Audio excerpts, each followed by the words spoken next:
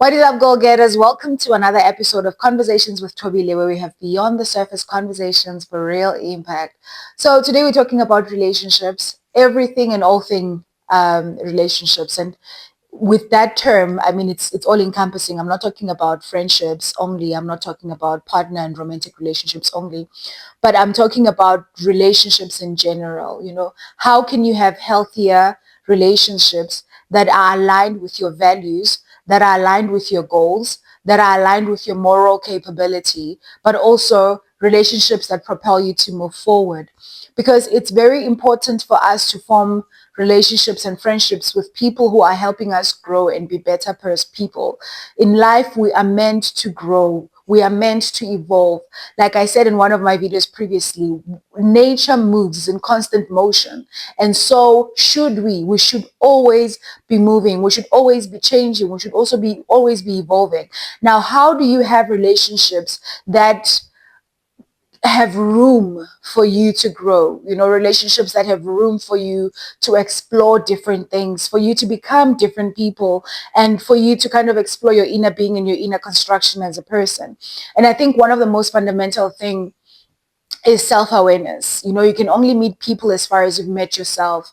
I always advocate for self-awareness because the quality of relationships that you have will be determined by the relationship that you have with yourself. If you've got a toxic relationship with yourself, you will attract people that will have a toxic relationship with you. Because remember, the people that we interact with are mirrors of our own internal dialogue and our own internal construction. So it's very important for you to be self-aware. Look within first before you can look outside for friendship. Work with your inner construction first. Understand your triggers. Understand your boundaries. Understand your past and how you got here. Understand what gets you excited, what doesn't get you excited. Understand your inner dwelling as a person. Then you'll be able to, when you go to the next person, you'll be able to communicate your feelings. You'll be able to communicate your boundaries. You'll be able to communicate your value. But if you do not know those things, it becomes a challenge to be your friend because anything I say can trigger you without both of us knowing, because you haven't worked on your own internal triggers and you lack the self-awareness to assess and to kind of understand what is it that makes you feel a certain way, or what things make you feel uneasy and what situations make you feel uneasy, which makes it difficult to be friends with people. I remember back in the years, like I had this friend who had such bad delivery. Like the delivery was just bad. The intentions were pure, but the delivery was just bad. And you realize that there's a lot of people that lack that level of self-awareness to realize that as much as what I can say is coming off from a good place, but how I'm saying it is coming off or projecting in a very negative way. So self-awareness first. Be aware of your inner being and your inner construction as a person. Study yourself, meditate, learn who you are as a person. And in that way, you're going to form healthier relationships. You'll be able to communicate your boundaries better because you understand your boundaries in the first place. Be self-aware. It's very important. And I think another really, really important thing is for you to align your relationships with your goals. Where are you going? Do you see the people that you're currently friends with going there with you? Because sometimes our friends and our partners become the voices that ring true in our heads. Like we give them so much space that they ring true in our heads. The people that whose opinions we trust. So, they can hold us from moving forward, and we trust their opinions, right? Looking at maybe like you're thinking of pursuing something, and your friends are like, you can't do that because people like you cannot do such things, or you're not mature enough. Wait for the time for you to grow and advance, and then you can do it. And then you're like, yeah, all right, because we always look for advice, right, from our inner circle. And you believe that your friends are right in what they've advised you, and that's how you move. You need people that will help you grow and help break boundaries with you. You need voices in your head that are healthy. So assess yourself, but also assess your friends' inner constructions as well. What kind of dialogues do they engage in? How's their delivery? How do you perceive their delivery? How do you receive their delivery? Or when they say something, how do you receive it? How do you align your goals with, what the level of advice and the level of support that they have? Because it's very important to have friends that nurture you like a plant, friends that allow you to grow, friends who allow you to explore different parts of yourself, friends that give you the freedom and the space and the room to be seen, to be heard, to be loved. Partners as well.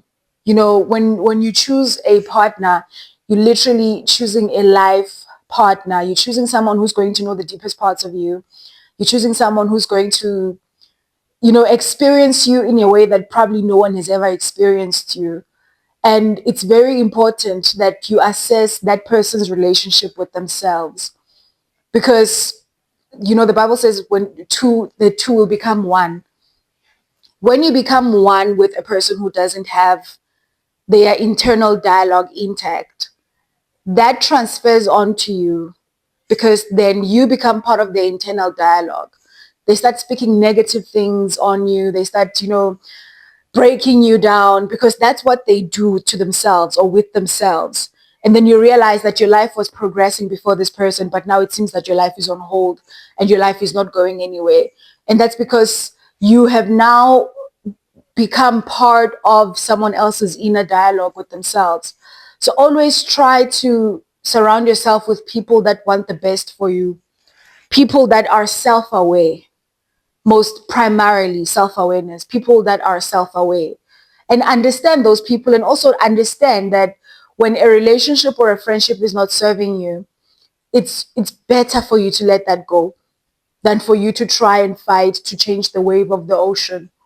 It's better for you to just let it go, because if it bothers or hinders your level of growth in the relationship that you have with yourself, it's costing you a lot.